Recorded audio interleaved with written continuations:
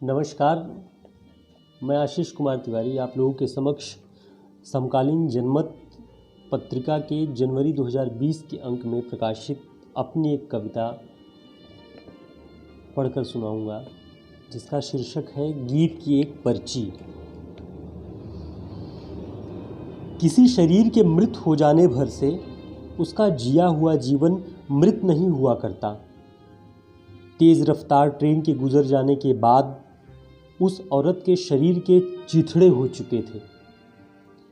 उसके मरने के बाद स्टेशन पर ही लोग तरह तरह की बातों का अनुमान लगाकर परिवार से लेकर चरित्र तक पहुंचते गए।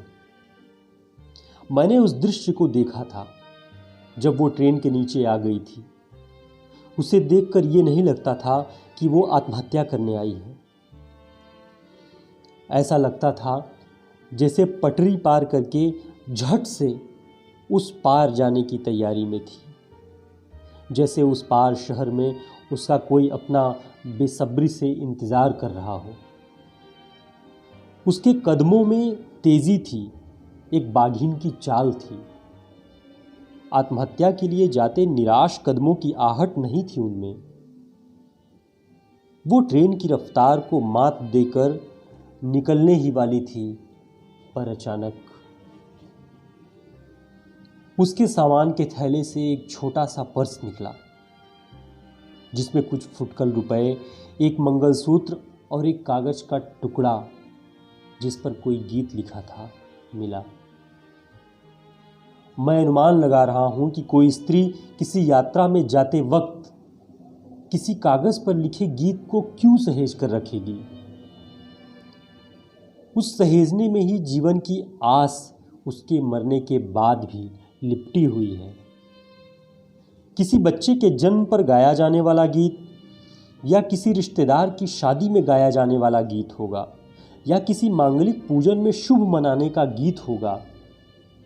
कुछ तो होगा जिसमें इस गीत को गाकर वह लोगों की तारीफ भी लूटती। जो भी हो, पर इतना अवश्य है कि वह कोई रुदाली गीत नहीं होगा। बुआ और बहनें हमेशा मंगल गीत गाने ही मायके में इकट्ठा होती हैं।